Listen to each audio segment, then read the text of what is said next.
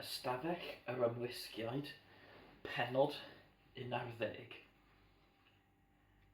Yn y cyfamser, roedd Violet i fyny'r grisiau yn edrych o gwmpas ei ystafell wely gyda llygaid barcud.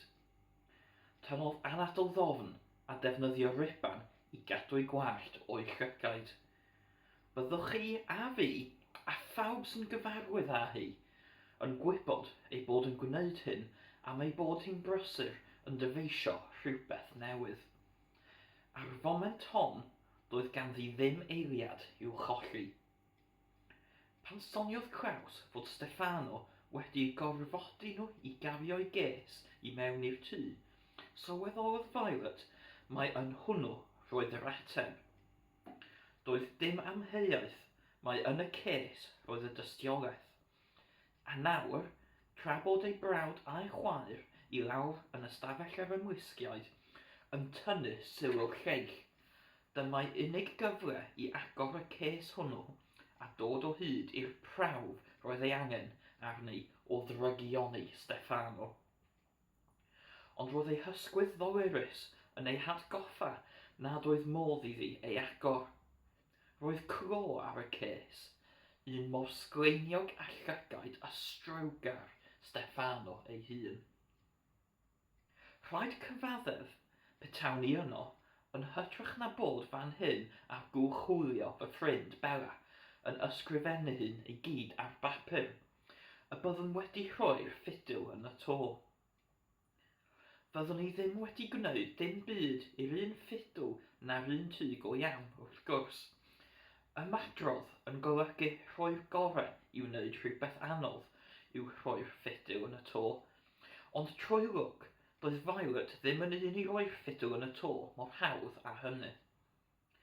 Edrychodd yn ddyfal o gwmpas yr ystafell am unrhyw beth a allai helpu'r achos.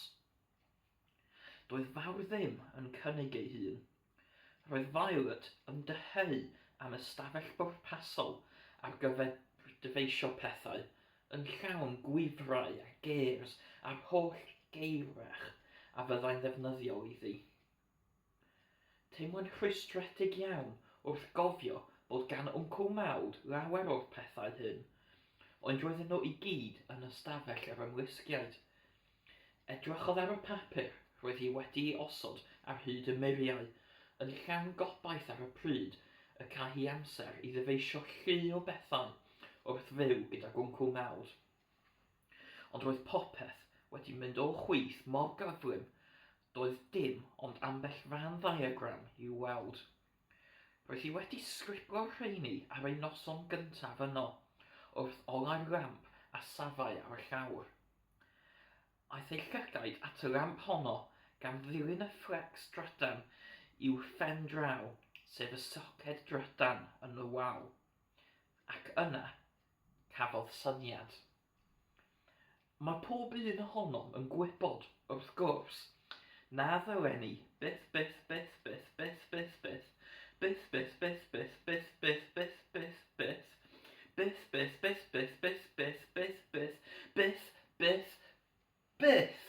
ymyrryd mewn unrhyw fodd gydag offer trydanol. Byth. Mae yna ddau reswm da dros hyn.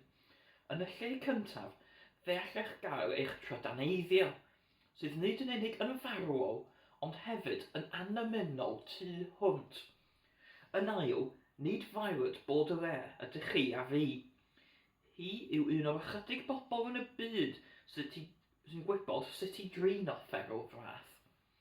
Ac roedd hi hyd yn oed yn nerfus ac yn hynod ofalus wrth dynnu'r lamp o'r soced a datgymalu'r plwg mwyn cael golwg fanwl arno. Fe allai hyn weithio. Gan ddal i obeithio bod Kraws a Synny'n cadw'r lleill yn brysur, tynnodd Violet y ddau fys metal allan o'r plwg, trwy ei symud yn ôl amlaen nes iddyn nhw ddod yn rhydd. Nawr, roedd ganddi ddau stribyn metal bychan yn ei llaw. Yna, tynnodd un o'r pinnau bawd a ddefnyddiodd i osod y darnau papur ar y waliau, gan adael cornel un darn i gwrw nôl yn ddiogwyd i lawr y wal. Gyda ffeminiog y pin bawd, gweithiodd dwll yn y ddau stribyn metel fel y gallai fachu un ohonynt o gwmpas y llall. Yna, gwthiodd y pin bawd rhwng y ddau ddarn, fel bod pen miniog yn gwthio i'r golwg. Petai'ch chi'n gweld yr hyn a greodd Violet yn gorwedd ar y llawr, mi fyddech yn meddwl mai jyst rhyw hen ddarn o fetel oedd e, ond yr hyn roedd hi wedi'i greu mewn gwirionedd oedd ddyfais amrwd, sydd yma'n golygu syml, neu heb gael ei goginio fel moron amrwd synnu, i agor clo.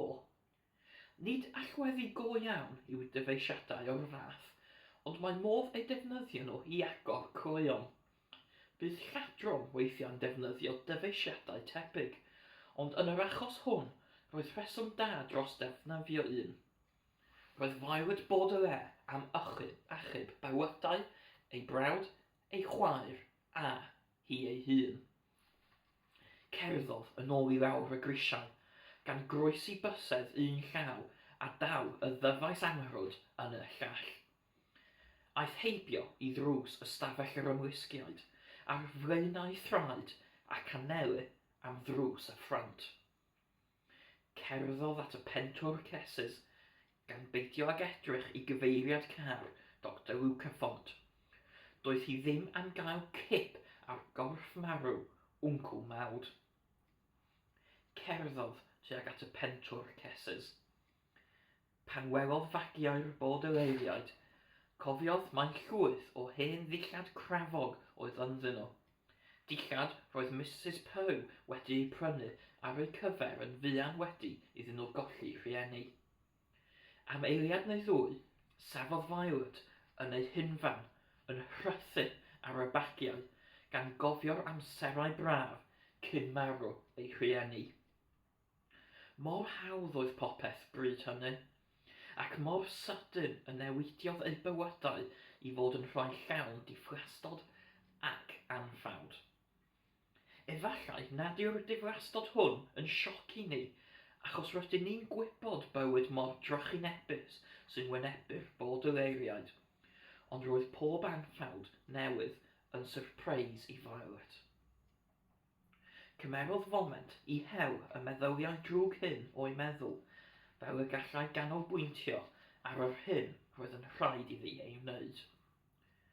Plygodd i gael golwg agosach ar de Steffano, a chan ddaw y clo arian mewn un llaw, tynnodd anadl ddofn a gwthio'r ddyfais i dwll y clo. Fe aeth i mewn, ond iddi ei throi sawl gwaith, doedd dim yn tycio. Llwyddodd i grafu mymyryn ar ochr y clo, a dyna i gyd. Byddai'n rhaid i'r ddyfais droen fwy llyfn yn y clo, neu doedd dim gobaith. Tynnodd Violet hi allan a'i glychu a'i thafod. Ycha fi, meddai wrth ei hun, wrth flasur metel yn ei cheg. Yna rhoddodd gynnig arall arni. Sicodd y clo rhyw fymyryn, ond yna dim. Tynnodd Violet y ddyfais o'r clo unwaith eto a meddwl yn galed.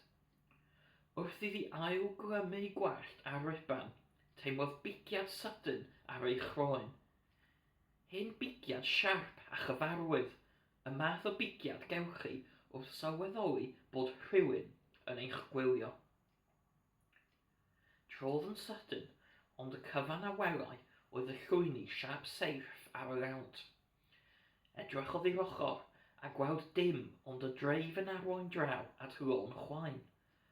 Ond yna edrychodd yn syth o'i blaen trwy furiau gwydr Ystafell Yr Ymlusgiaid. Doedd hi heb ystyried o gwbl y gallai pobl edrych i mewn i Ystafell Yr Ymlusgiaid yn ogystal ag edrych allan ohoni. Yng nghanol cewyll yr Ymlusgiaid, gallai Violet weld Mr. Poe llamin gyffroes ar hyd y lle. Fe wyddoch chi a fi wrth gwrs fod Mr. Poe wedi mynd i banig dros yr helynt greodd synnu gyda'r wiber farwol ar y naw, ond y cyfan wyddai Violet oedd fod Padrig bynnag ddefnyddiodd Kraws a Synnu i dynnu sylw'r oedolion wedi gweithio. Doedd hyn i gyd ddim yn ddigon i egluro'r hen biciad oer deimlodd hi ar ei gwar fodd bynnag, tan i'w llygaid symud ychydig i'r dde o Mr. Poe.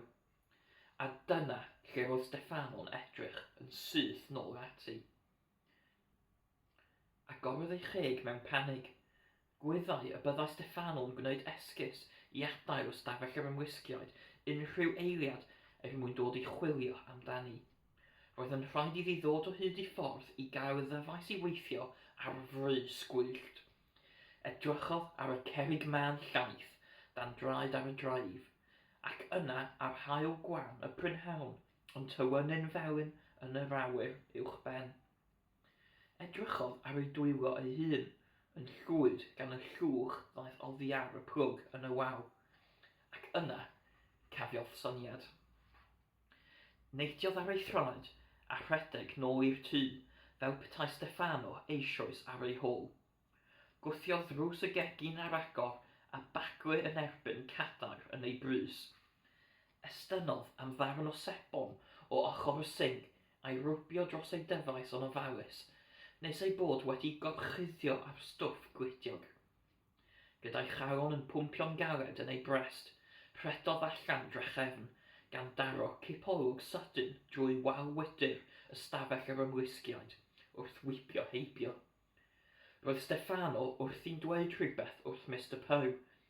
Dyma pryd roedd e'n honni bod yn arbenigwr ar nadroedd, ond oedd Violet ddim i wybod hynny. Penliniodd Violet wrth y cases a gwthio'r ddyfais i dwll cro ce Steffano unwaith eto. Trodd y ddyfais yn gyflym yn y twll, ond yna torrodd y ddau ddarn yn ei llaw.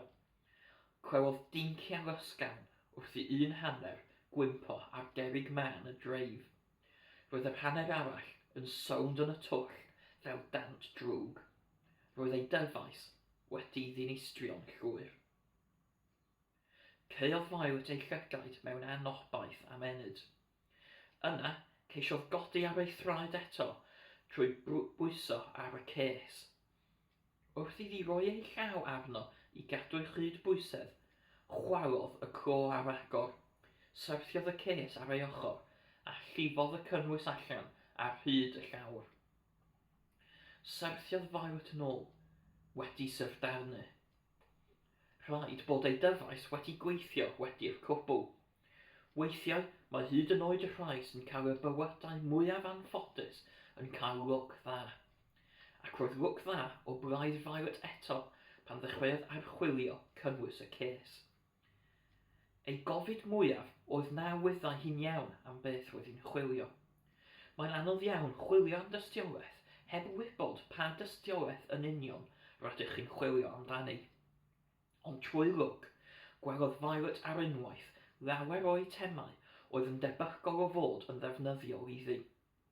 Roedd yno ffiol wydr ac iddi geuad rwber caeedig, fel y rhai gewchi mewn arbordyr, chwistrellydd gyda nodwydd finiog, tebyg i'r rhai y bydd meddygol yn ei defnyddio weithiau i wneud i ni deimlo'n well.